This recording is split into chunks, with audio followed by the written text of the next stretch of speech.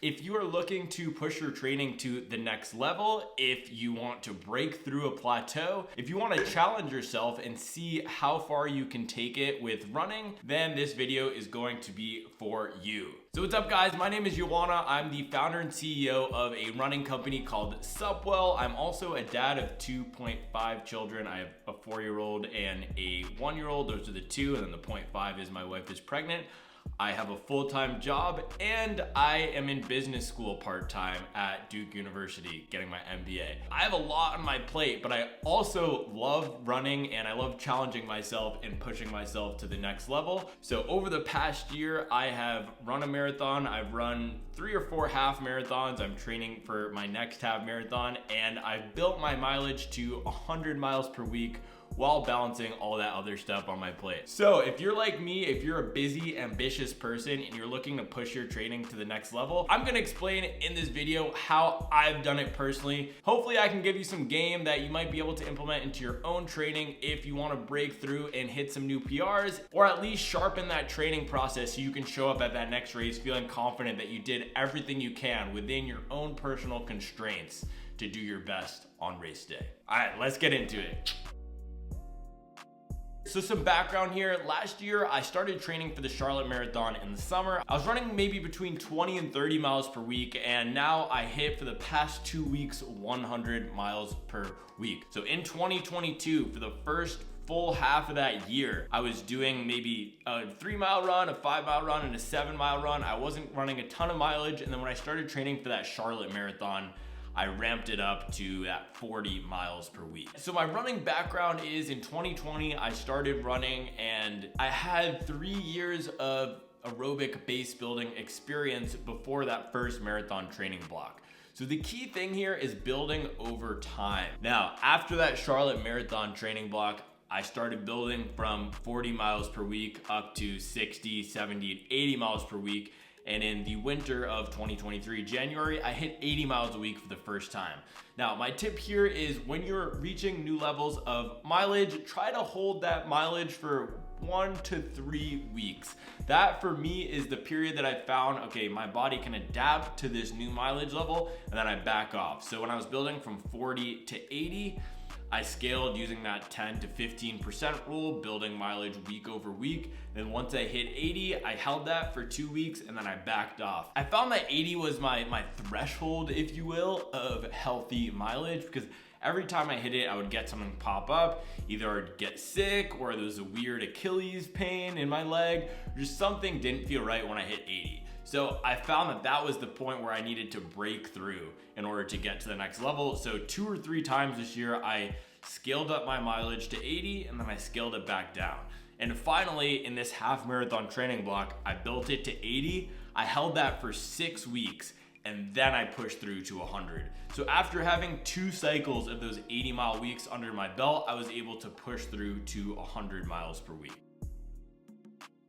Now, in terms of building that mileage, there is the classic 10% rule, which I mentioned. If you're not familiar with that, the 10% rule states that you should add no more than 10% of miles each week as you're building. So if you're currently running 15 miles, you don't want to add more than 1 or 2 miles to your next week's mileage. Now, that is really good if you are a beginner, if you're starting out, if you're running between 10 to 30 miles. But for me, I found once I got to that 40, 50, 60 mile range, I could be a bit more aggressive than the 10% rule, especially when hitting mileage levels that I'd already reached before. And that's also the general consensus with coaches. If you're hitting a mileage level for the 2nd or 3rd or 4th time, you don't need to be as conservative. You could go from 40 miles to 50 miles to 60 miles, etc., without doing, okay, I'm gonna do 40 this week, then 44 this week, then 49 next week. You can just add 10 miles each week going from that 40 to 80 if you've hit 80 before. Now, I also want to talk a little bit about how I get these runs in. So 100 miles a week for me is about 10 to 11 hours of running. Now, as I mentioned, I have a full-time job. I have this startup Supwell, I have this YouTube channel, I have business school with Duke, and I have a full family life. So for me, I found that there are 2 times of day that are best for running, and if you're reaching high mileage levels, above 60 plus miles per week, you're going to need to do double days. So the 2 best times a day of running for me are Early mornings, of course, so getting in those runs before the kids wake up or after they go to school. And the second time is while my wife is making dinner. Now this is really key. If you look at my Strava, you'll see that nearly every day I do a stroller run with my son while my wife is making dinner. So she hangs out with my daughter. I take my 18-month-old son in the stroller around the neighborhood and we do 4 to 6 miles. I found that this is a win-win, right? Because it gets the baby out of the house while she's cooking dinner, and then I get 30 to 40 extra miles per week through this double run strategy. And my neighborhood's very hilly, so pushing that stroller up and down the hills is also building leg strength, so it's a win-win-win. I might make another video about this, but I also wanted to touch a little bit on when to start doing double runs, at what point of mileage. I think if you are aiming for high mileage, if you know you want to be a runner hitting 80 to 100 miles per week, and you have aspirations to really push yourself to the next level of training, you can start doing double runs as early as possible. So I started doing it around 50 miles per week, I think, and I would just run an extra 4 miles on Monday at the end of the day when I had time. And when I first started doing double runs, I was running them at about, 10-minute pace, which my normal aerobic pace is around a 7 or an 8-minute pace. So very slow, very easy, but it started conditioning my body to understand, okay, we're gonna do some doubles, we're gonna have some 2-a-days, and now I feel way more adapted to it at 100 miles per week than if I just tried to start doing it at 80 miles per week. The other thing, right, is it's a good way for me to start adding more mileage. Instead of having to run 10 to 12 miles every morning to hit 70 miles per week,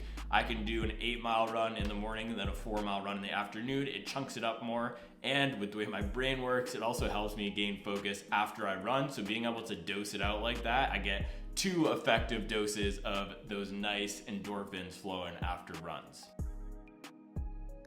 Now, there are going to be sacrifices and trade-offs involved. If you're running 4 to 6 miles every day, it's pretty easy to wake up at 5 a.m., wake up at 6 a.m., knock that out in the morning, do it on your lunch break, do it at night on the treadmill after the kids are sleeping. When you're running 100 miles a week and doing 2-hour long runs every weekend, it starts to get a lot tougher to maintain that mileage while maintaining your sanity, employment status, and relationship status. So going into something like this, you need to set your priorities straight, and you need to communicate that at least to the closest ones around you. You don't need to tell your boss you're gonna be slacking off during a Zoom call or showing up to work late because you're running 10 miles in the morning, but you do need to tell your spouse that, hey, I'm gonna need a little bit more support during this training block because I'm aiming to be running for 10 to 11 hours per week. I personally would not be able to do this without the support from my wife, who does a lot of the childcare responsibilities while I'm deep in the training block. And I also pick up my share of those responsibilities during those other times where I can.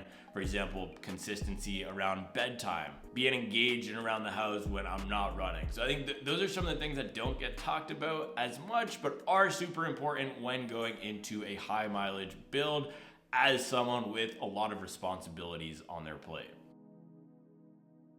Now, one of the major concerns of hitting high mileage levels is injury prevention. And so for me, the way that I've approached this is before starting this latest high mileage build, I made sure to be consistent with my strength training, right? So going to the Y, hitting the gym at least once a week, doing the lower body potentially twice a week. But once I hit 100 miles per week, that's all gone out the window due to timing constraints. So I just listen to my body. I check in with myself. I don't do a ton of stretching and flexibility work. But what I do every day is make sure I'm starting out my runs at a very slow pace to warm up into it and to make sure my body is ready before I try to hit any aggressive speed or pace work. If you are interested in running high mileage and training at a high level, pushing yourself to your maximum and finding out what you are truly capable of, go ahead and subscribe to this channel. I'm gonna be doing a lot more content like this, and hopefully what I've been able to achieve in my own running will be able to help some of you guys out there, especially the other parents. Man, we need to stick together as parents of young kids who like to run. All right, that's all for today. See you next time.